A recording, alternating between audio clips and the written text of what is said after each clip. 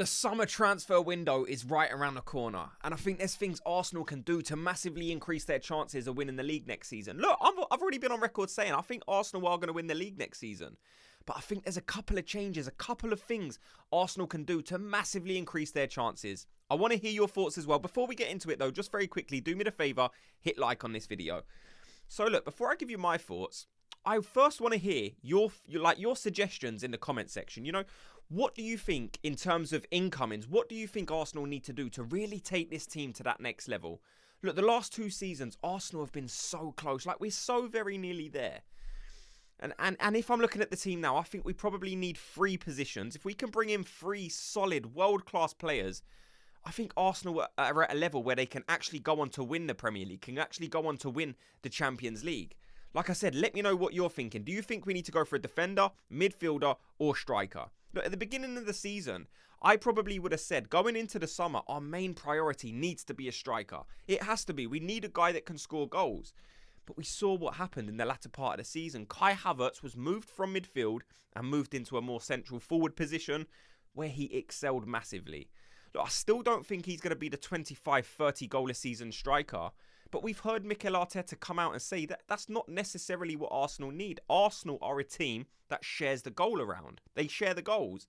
And we've seen that this season. Again, so many players scoring or chipping in, contributing with some vital goals this season. Saka getting a lot of goals. Trossard getting a lot of goals. Havertz getting a lot of goals. Odegaard chipping in. Declan Rice chipping in.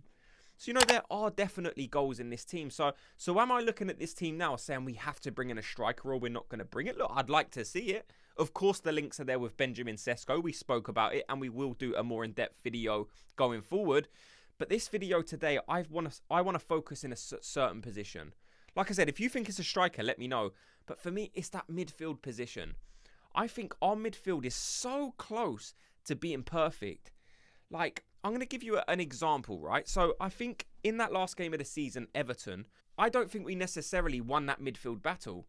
I think 2 of our players were fantastic. Now, I'm not going to dig out Thomas Partey. I'm never going to say Thomas Partey is a bad player because I think he's very, very good. But if you look at what Amadou Onana done in that Everton CDM position, I think if we can get a player like that come into Arsenal, I honestly think that could be the final piece of the jigsaw in that midfield position. I think he will complete the Arsenal midfield. I think he does so many, like, he's massive. Like, in terms of even a presence, Thomas Partey is a massive presence. But I think Amadou Onana is even more of like a scary figure in central midfield. He's 6'4". You know, he's massive, he's quick, he's mobile, he's good with his feet, and his defensive actions are definitely above Thomas Partey's. Now, again, I'm not making this a slate Thomas Partey video. I really, really like Thomas Partey, and if he's with us next season, brilliant, because it's another great option. If he can stay injury-free, he's one of the best CDMs in the league. But Amadou Onana, I just watched his performance in that Everton game.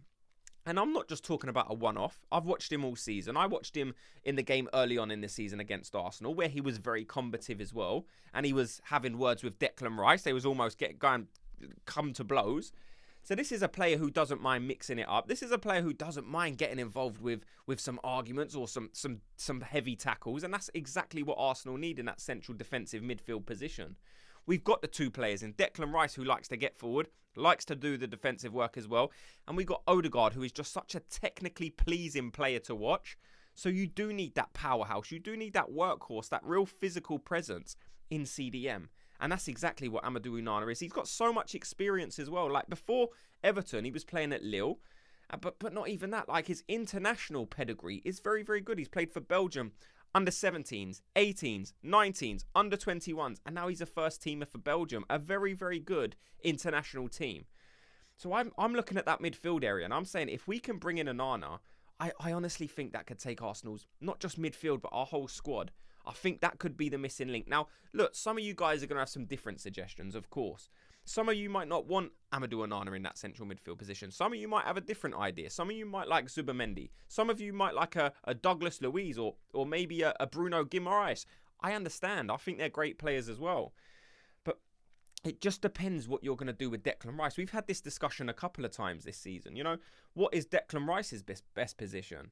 Some people think it's 8. Some people think it's 6. I think he has qualities in both areas. But I think you need to go out there and really sign that next transformative midfield signing. And I think Onana could be exactly that. I don't think he's going to be major expensive. Like, he's not going to be crazy money. You're not going to be looking at 70, 80, 90, 100 million pound, which is maybe what you're looking for if you go for a Douglas Luiz. If you go to Bruno Guimaraes from Newcastle, they're going to say you ain't having him for less than 100 mil. I think his release clause is something crazy like 130 million. So you're not going to be getting him on the cheap. You're not going to be getting him for nowhere near the price that you could get Onana from Everton. I think, Everton have been in trouble this season for financial fair play.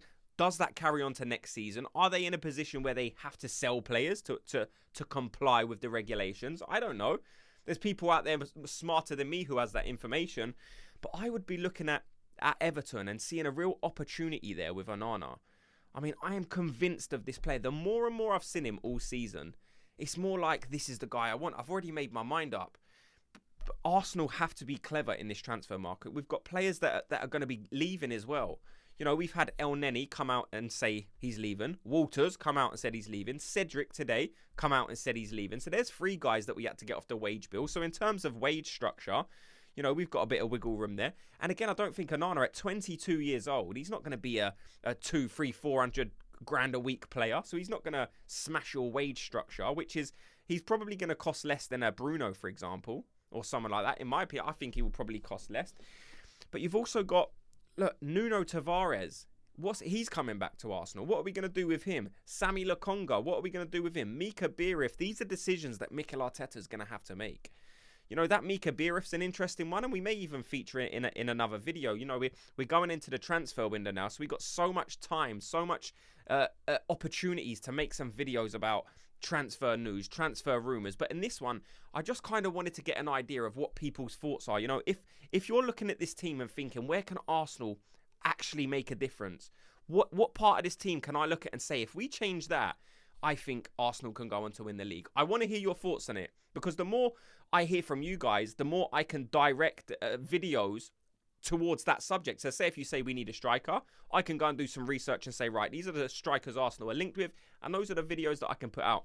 Thanks so much to everyone for watching and listening. And like I said, just very quickly before you go, if you could just do me the favour of giving me a thumbs up, it helps the channel massively. Just like it and subscribe, and I'll speak to you all in tomorrow's video. Gooners, have a good day.